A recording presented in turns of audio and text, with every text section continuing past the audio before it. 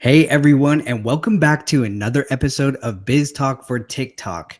Today in the studio, I have an agency owner, and he's also a TikToker by night. So he is clearly an expert in his field. And we're going to dive in and talk all about TikTok ads, how you can grow organically on TikTok, and a few other things. So I'd love to introduce Gerardo Perez. Gerardo, welcome to the show. What's going on, man? Thank you so much for having me. Really excited to chat TikTok and just excited to be here.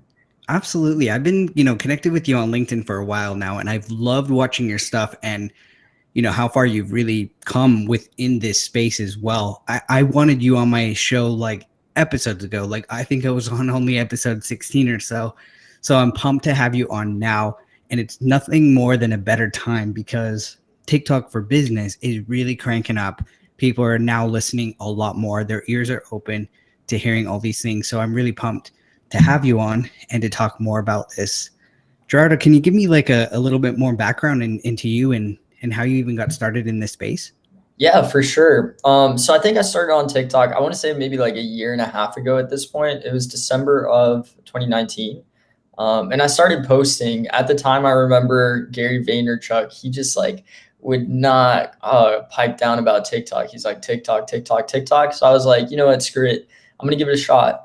And I remember having a very specific conversation with a close friend saying like, you know what, I'm gonna do my best to post 3 times a week. Just started doing that. Really didn't know what to share starting out. It was more so like whatever came to mind, little tips and tricks, anything related around marketing and branding specifically. And I think like I want to say 2 weeks into posting on the platform, I had a video get over 1 million, and it built up a little bit of an audience for me. And at that point, I just felt responsible to catering to that. And I haven't really looked back since. And it's been a lot of fun. It's been a great journey. Oops, sorry about that. Yeah, no, and you know what I love as well. You're not just an agency owner, but you took TikTok in your own hands as well. There's a lot of people out there who either they're kind of one-sided. They're either like a creator in the space or they've like learned behind the scenes on the marketing, but you've used both. You understand both perspectives, and you've grown your TikTok following as well. I mean, you're over 300,000 followers now. Yeah, incredibly grateful for each and every one of them. It's a great community, and again, it's just insane to think about that number. It's not so much about the numbers itself; it's more so I don't even know how to describe it. It's been, in all honesty, life-changing for me. So I'm truly blessed. Dude, I'm in the same boat. Like, it sounds crazy enough, but TikTok has changed my life in more ways than I can even like comprehend sometimes. Like I just sit here sometimes and think, holy, this platform revolutionized everything in my life. So like, backstory, I was a respiratory therapist. I have a family and all that. And then my daughter starts blowing up in this space. And then I get connected with people in agencies and then get brought in as like the head of talent for an agency. I'm like, dude, I have no background in this. What the hell? But it's like, it doesn't. And that's another thing too. Like if you're passionate about something, you don't have to have a background. Just jump in and you'll learn as you go. That's the fun thing about TikTok was it was new for everybody. And we're still seeing that like for marketers and brands and stuff who've been using, Facebook, they've been using YouTube, Instagram, but TikTok's a different beast. It's a totally different platform. So everyone is like almost on the same level, regardless of your experience. You may know some terminology, but it's still so new and everybody's, wrapping their head around, okay, what do we do in this space? How are we growing? How do we use ads and all those things? So, yeah. Do you feel TikTok is still one of the best places for growing organically? 100%. It's the best. It's not one of the best. It's number one. In all honesty, I've seen it firsthand for some of our clients. And you brought up something specific there. You called it a platform, which obviously it is.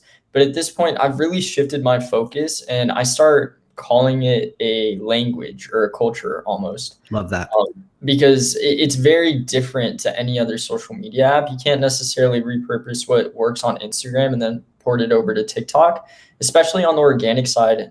Brands struggle with establishing like a face to their brand or a Yep. specific personality behind it as well.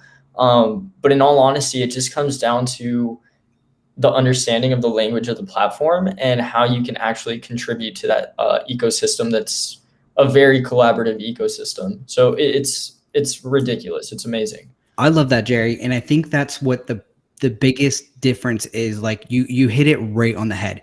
The other ones were just platform places, right? This one, I 100% agree. It is all about the creator culture. And the thing that's interesting about that is TikTok, yes, it's a platform, but it is opened up the world of creator culture now, where the world is being driven. People, believe it or not, you're listening to this right now. The world is driven based off this creator culture, and it will continue for the future. Like, this is the new norm.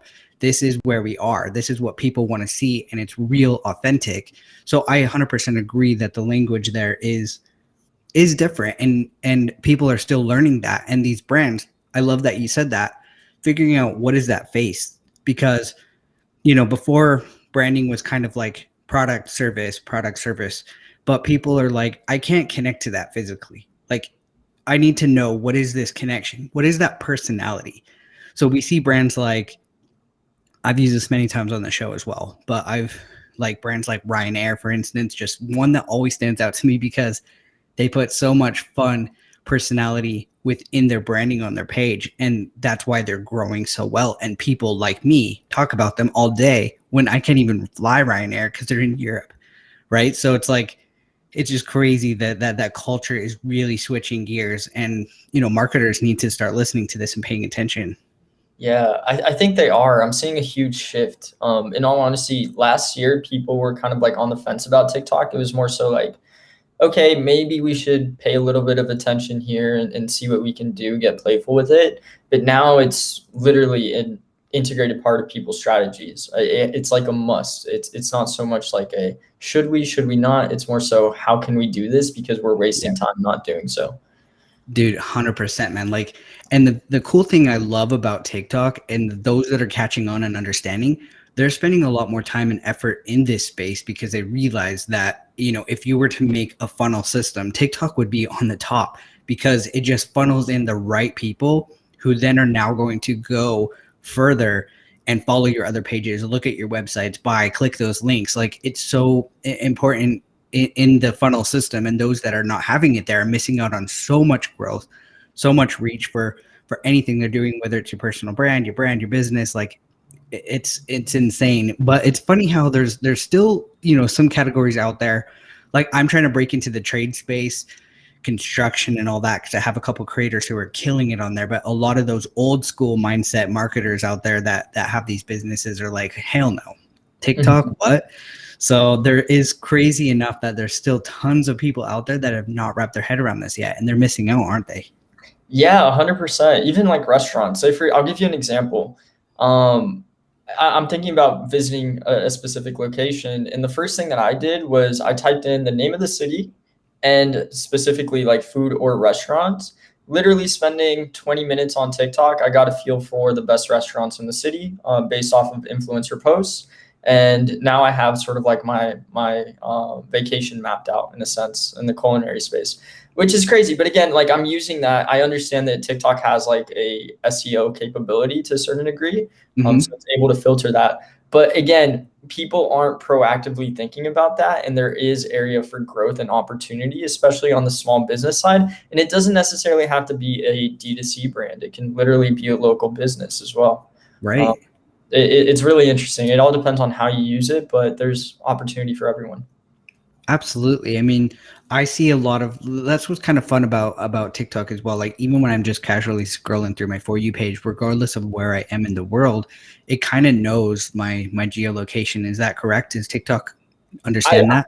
I mean, I can't speak to that. I know that it is language based to a certain degree. I do understand that it does pick up on auditory language and also written language within your but I don't know the geofencing aspect of it. I can't really. Gotcha. Yeah. I believe that it has some sort of capabilities there because I've traveled a few times recently, and on my For You page, it almost starts changing, and I've had some Mhm. local content from those areas pop up, which is really fun though. And it's really cool for brands as well for that organic reach that it does, have some sort of geo aspect there where, can get reached. Like for instance, there's a shop in my local town and they make cookies. Never Mhm. heard of them in my life. Yet this video just kind of came up on my For You page and they looked insane. And thanks to You what? TikTok, now Yeah, the queues, like you have to line up at 8 a.m. because they sell out by 9 it's because of insane. TikTok. Yeah. You know what I mean? And it's crazy. We've seen that with CPG brands as well. I know that back into the day, Walmart had. Are you familiar with like Chick-fil-A sauce? Mm-hmm. Okay, Yep. so they had like a generic version of Chick-fil-A sauce, and that shit was exhausted for it was sold out for months almost. Yeah. So we've seen that time and time again. It has, I mean, Ocean Spray probably got like the deal of the century with Oh dog my shit gosh. there. But yeah, I mean, there's just so many opportunities there. Obviously, it's hard to replicate successes, but success does leave clues. And it's also a number of at bats. So if you like launch or put or string together influencer campaigns, I think being smart about your budgeting and going wide instead of necessarily deep, obviously depending on the size of your business and whatnot, it Mm-hmm. really gives you more at bats to put yourself out on to put yourself on the map. Absolutely. And do you feel like this is what I feel, but I want to hear your insights there. I feel, these things that are being sold out in these stores are because of the way people are creating authenticity around it. Whereas before it was very ad like 100%. people weren't connecting, but now it's just so authentic to a real person talking or using a product in such a way that connects to somebody as a human emotion. Yeah, And yeah, yeah. It's crazy. It's almost like redefining user generated content. And I can see a lot of videographers being really upset with the platform because you're quote unquote taking shitty videos that are very right. like low production quality and you're kicking ass with it, right? So I can see part of the industry being infuriated by it. But Hmm. it works. It works because you're connecting with individuals and it plays so much the advertising front of it as well. I mean, as you probably know, like their slogan on the ad front is make TikToks not no. What is it? Make TikToks not Make ads. ads. I mean, yeah, make Don't TikToks, make not ads. ads, make Make TikToks. ads. Yeah. We got it. No, but it's actually super, super true. And I think that's one of the biggest assets that I've had on my side, is at least on the advertising front, is being a practitioner on the platform. It really allows me to structure our creative advertising efforts properly Mhm. to be able to have successful and profitable ad campaigns as well. Yeah. And yeah, like don't make ads, make TikToks. But like and they TikTok really emphasizes that a ton. I've done a lot of, classes and courses. In fact, this hat was sent to me because I was in one of their business courses that they did. And they emphasized it so much because a lot of marketers come in thinking with this old school knowledge to kind of make it a lot more ad like. And they're saying, stop, like make it fun, make it real, make it authentic. That is where your success lies. And I think that's so true. And I kind of want to bring up a point as well where you're saying, some videographers out there that they might be mad.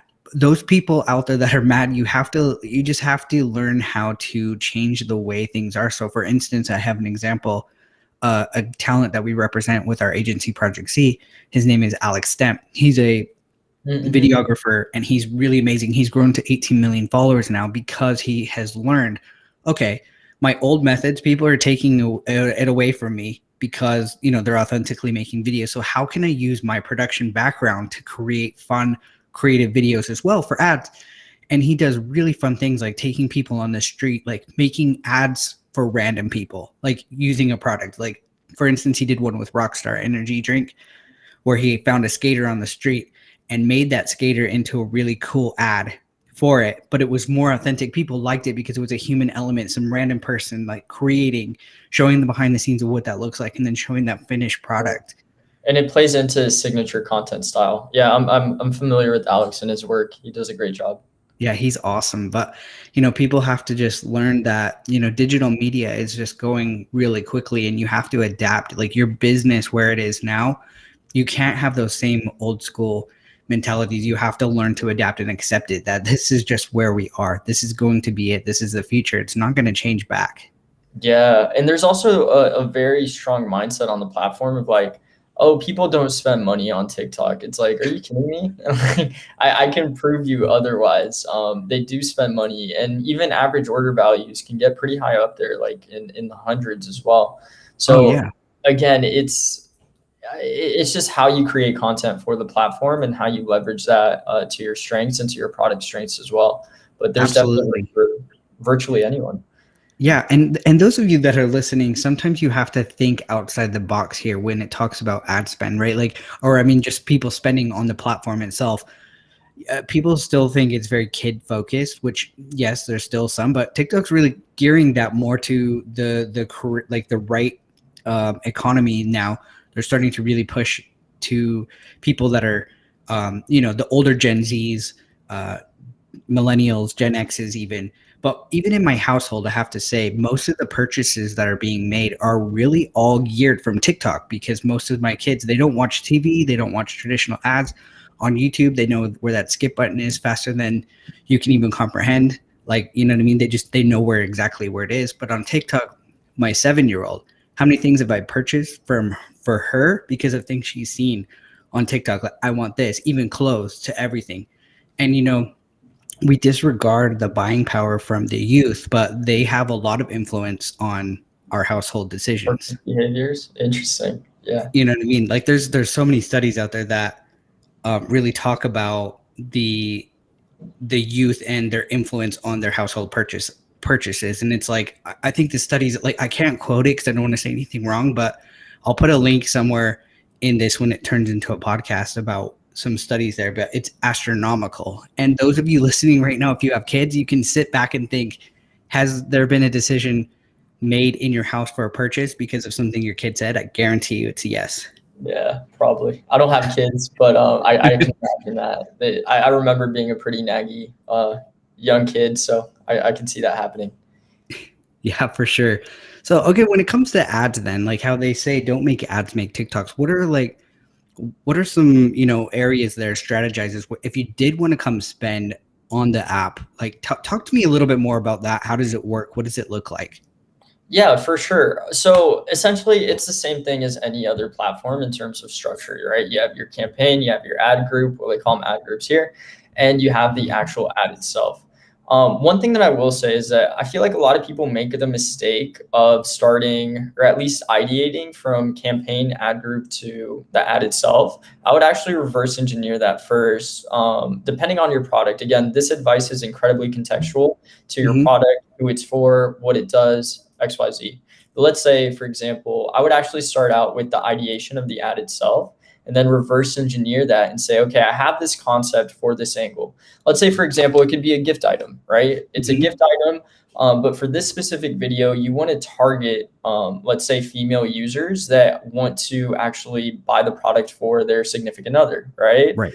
So you posture that in a certain way, you make your creatives accordingly, incredibly native to the platform. It can be an incredible visual ad. It can be sort of like a storytelling led ad, all that stuff. And then you match up an audience to it instead of vice versa, where you Interesting. establish your objective, you establish your Yes. audience, and then you just pop in whatever. I think that's a key thing people need to realize. And also, having a consistent flow of content to obviously test as well on the platform is very important. Just like any other ad platform, Right. strategies in the ad world do not change, like from I, platform to platform, just the right. content changes. The Um, concept, the content or concept. Both. exactly. Just the Yeah. content behind the ad itself does change. I love that. So, like, basically what you're saying is to create content around your goal first. Pretty much, essentially, yeah. Or at least around the audience that it is that you aim to speak to. Are looking to target. So like you said, like if you're looking for females for the gift for their partner or whatever, then you show that in that audience mindset, like that POV almost of what that looks like for that person. So it will gear to them more naturally, authentically. Exactly, Love exactly. And that. there's so many little like tricks that you can apply on the platform itself. They just rolled out what used to be boosted posts are now officially called Spark ads. And for the listeners that don't necessarily know what that is, it's essentially taking an organic post. Say, for example, I post something on my personal page.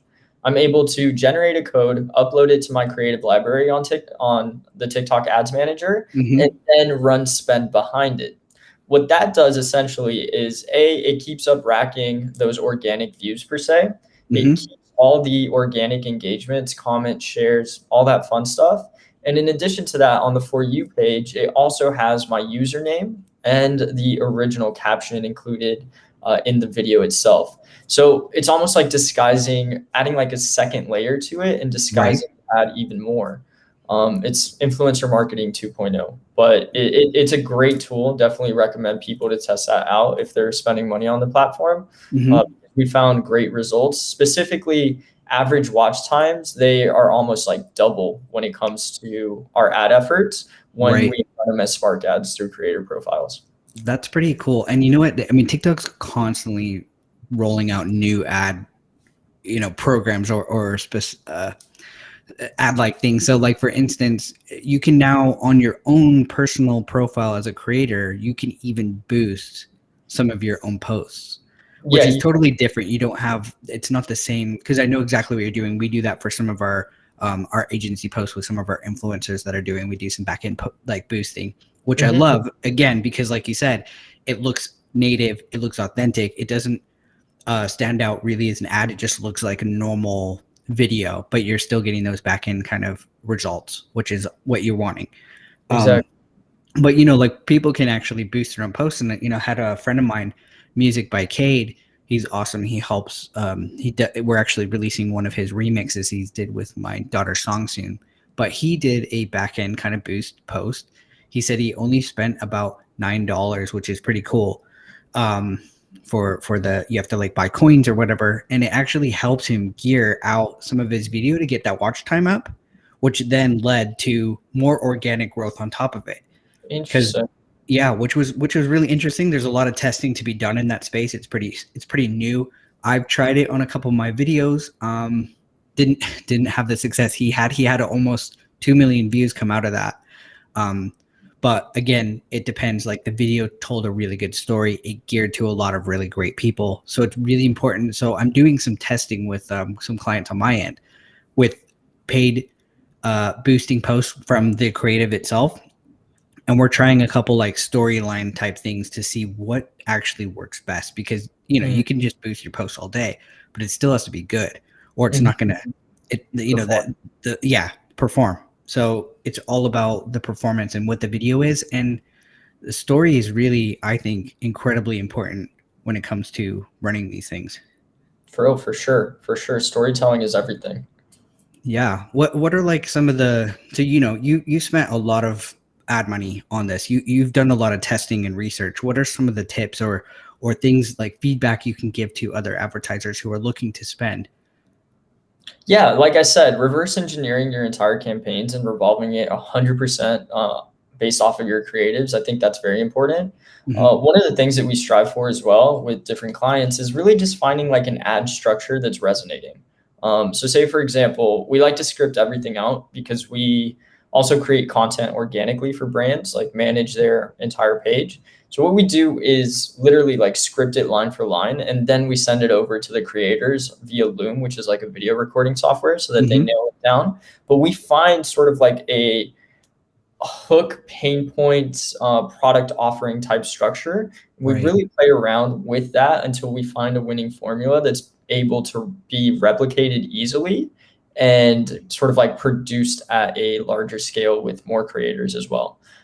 So definitely initial testing, but be very observant of what ad structures are working for your product and how you're Hmm. communicating your product best. Yeah, Um, and the hook. Like, sorry, no, go ahead.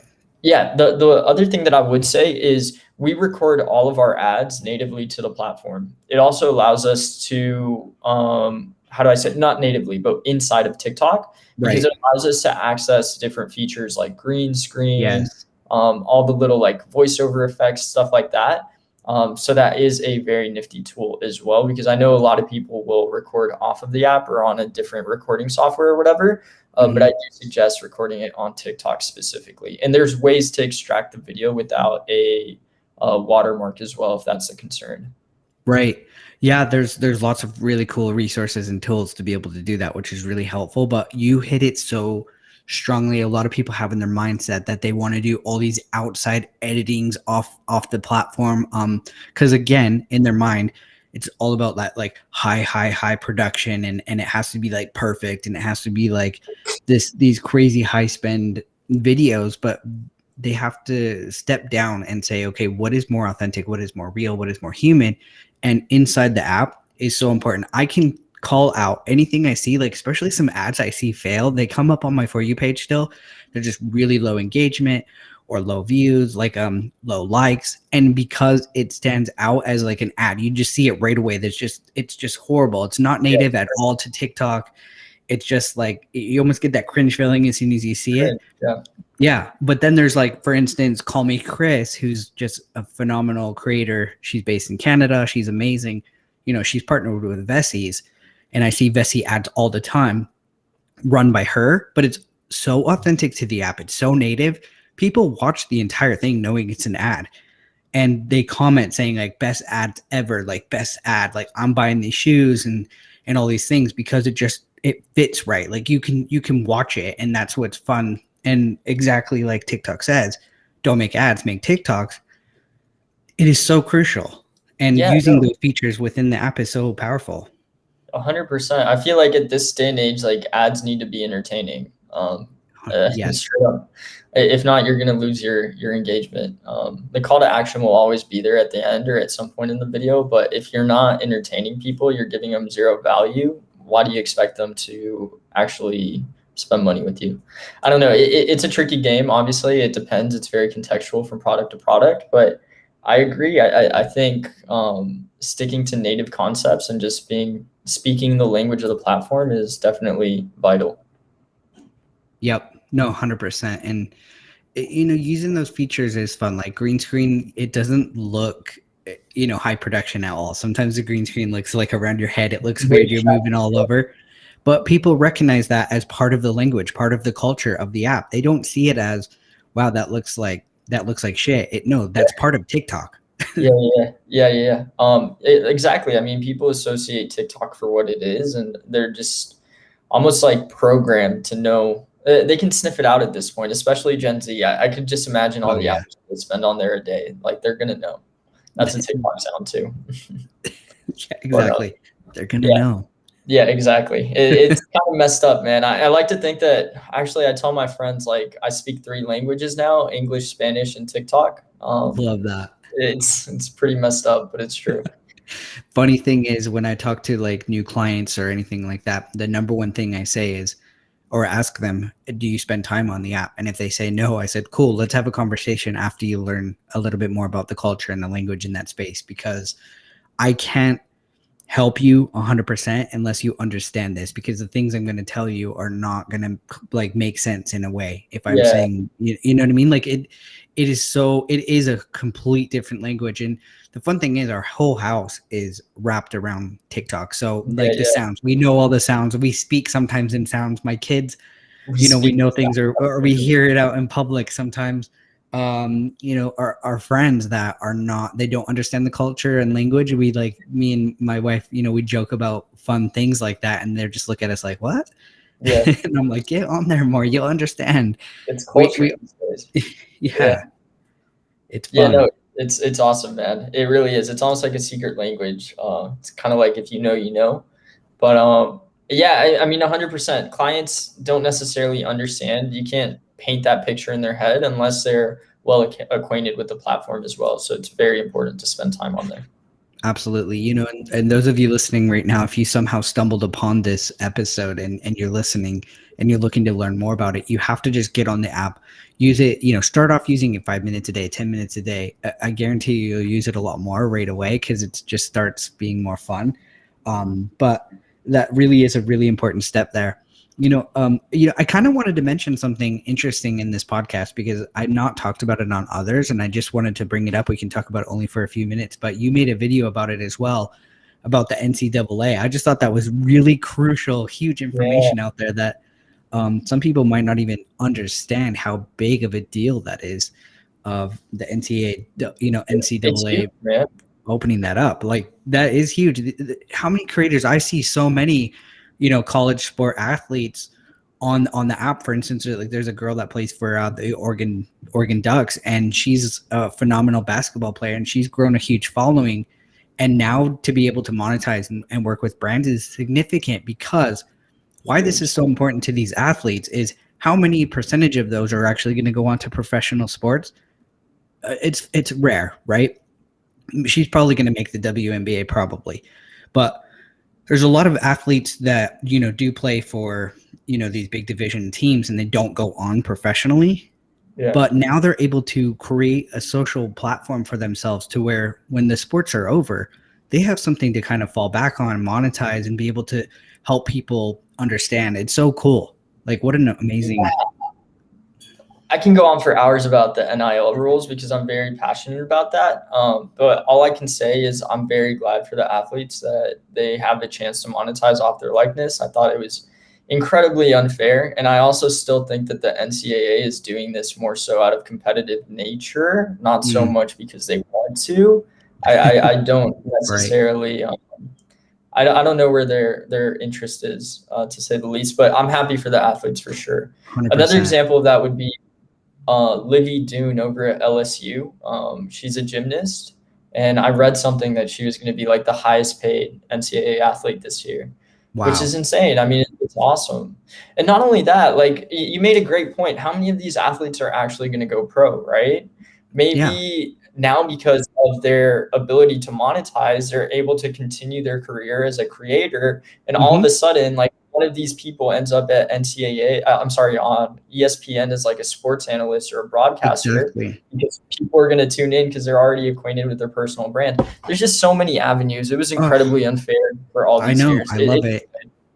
Yeah, or they Suppression. can create like programs for students for future, because now they have the money to create these programs to be able to give back to, like, let's say, for instance, she creates a gym, like a gym, a gymnastics studio now, where she can help coach and train people, but she has the funding to have that happen. It's so many cool opportunities where before in the past that may have not been the case, because she wasn't able to monetize, and then you leave this thing, and people almost forgot about you. But I love, like, TikTok's just opened the game for so many things, and so many opportunities out there for people.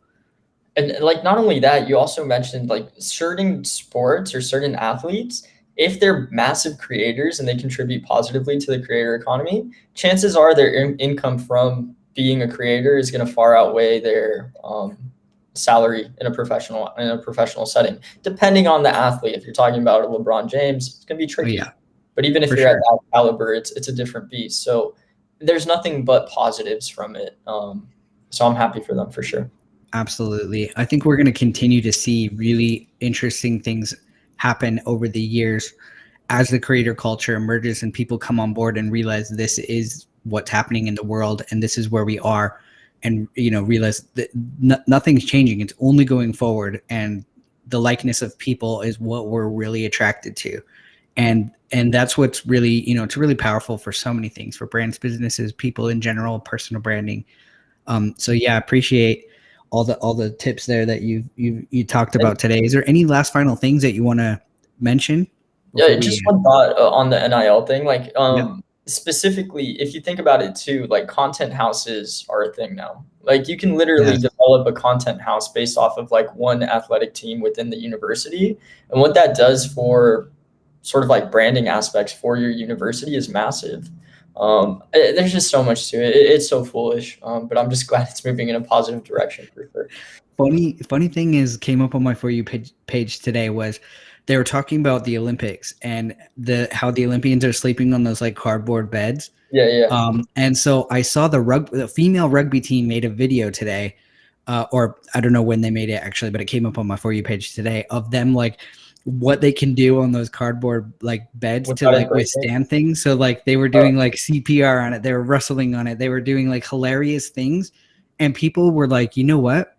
I sometimes forget that these athletes are human and they're yeah, fun, and a lot of them are young, like Gen Z, especially the Olympians, and so many of the comments were like, I'm tuning in to watch female rugby this year because of this video. And Exactly. It's like humanizing. that's huge. Yeah, it's humanizing. It gives us like the viewer a sort of like common point to synergize with, like a, at this point it would be an amateur athlete, but an Olympian, which is fascinating. It's super cool. It is, and I would not have watched female rugby. Nothing against it. It's just I don't really know much about that sport. But now it made me even want to tune in and to support them because I felt like a smaller connection with them. Like I knew them in a way that they're actually fun and they do things like I like to do Yeah, outside of that. I mean, it's crazy. Do you have like a set specific creators that you've been watching for a set amount of years or anything like that? Totally. Yeah. Yeah. I had the pleasure of actually meeting one of like my favorite creator group one time. And I was just chatting with them like I knew these guys forever. Probably on their perspective, they're like, oh my God, can you please leave us alone at this point? But it felt like it almost felt like talking to a friend that I knew for years. It's the affinity that you develop with creators simply because of volume and consistency. It's Hmm. outrageous. It's Yeah. an incredible thing.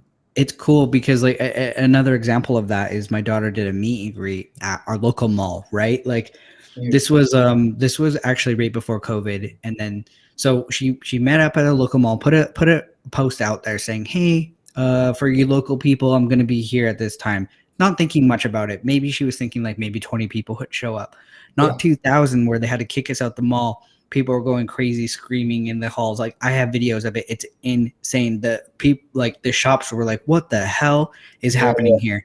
But the amount of people holding Van's bags because they just purchased Van shoes just to meet her, knowing that that is the shoe that she wears in her videos. So that way they had some sort of connection to meet her and have some sort of like relatable thing to mention is beyond powerful. Like you cannot, people are not comprehending just that fact right there of That's like, amazing. you know what I mean? It was insane how many people just to say, I got Vans just because of you and I wanted to have them today to meet you. I couldn't meet you without wearing like the shoes and things like that. And so it's powerful the what personality drives like out there, and like that is the true thing. Like what is that human connection that we've been missing all these years? And that's like if you can hone in on that for your brand, your business, and figuring out what that human connection is, I can't even imagine how astronomical your business is going to grow. It's amazing. It's crazy. We're living in a very interesting time with the rise of the creator economy and this beautiful platform that we call TikTok. Exciting times for sure. Absolutely. Jerry, I appreciate you so much. Is there any final tips or any insights that you want to share before ending this today? I mean, that's pretty broad, right? But It just is. anything. It depends if it's related to organic content, paid content. All I have to say really is like if you own a small business or you have some sort of creative passion, you individually as a creator, you just go for it. In all honesty, like you have nothing to lose. You might be thinking like, oh my God, what are my friends from college going to think of me? Like, oh, they're making TikToks now. Like, what's wrong with this person? Who do they think they are? But at the end of the day, even if you end up winning just a little bit, and it can do wonders for yourself, your personal brand, your business, whatever it might be that you attach to it. It's an incredible platform, and right now it's a land grab. It still is. So don't sleep on it. Do yourself a favor. Absolutely. Absolutely. Those of you that are listening right now that are sitting on the fence saying, do I make a video? Make one today. Don't overthink it. Just show up. That's what's so fun about the app too. It's so forgiving in ways you don't have to come there with all these things. Just make a video and get that out of the way. Make it your first one out of the way right now and then come at it and just have fun with it. It's so true. Don't think about what people think. You're going to build a community in that space that is going to be so supportive.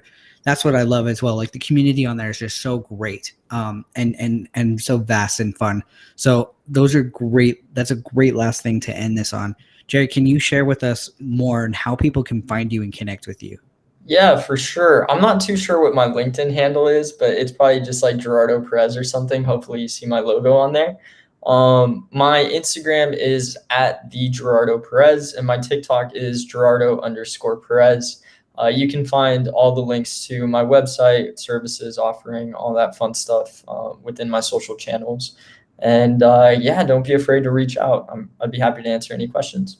That's awesome. And those of you that are wanting to learn a lot more about TikTok ads, Jerry, actually has a lot of great insight videos on there, giving more tips and tricks for people learning about those things. And you share that consistently on your page, which is fun Yeah. as I'm well. trying to put together an extensive playlist where people can literally just watch the playlist from start to finish and start their advertising efforts on the platform. And hopefully they're a little bit more well versed and educated on what they're doing based I off of that. love that, man. There's so much power there, so much insight knowledge that people are going to come to that space to learn. So I appreciate you being on the show. Those of you listening, please go check out Jerry. If you're listening to this as a podcast, go to the description notes of this page. You'll see all the links to Jerry's social, so you can come find him easily and effortlessly. And if you're listening to this, come find us on our social medias to leave a comment that you've listened to this episode, or if you have any further questions, definitely reach out. And Jerry, thanks so much for your time, man. Thank you. This has been awesome. Thank you. Till next time, man. Thanks for your time. Absolutely. Thanks for listening to Biz Talk for TikTok.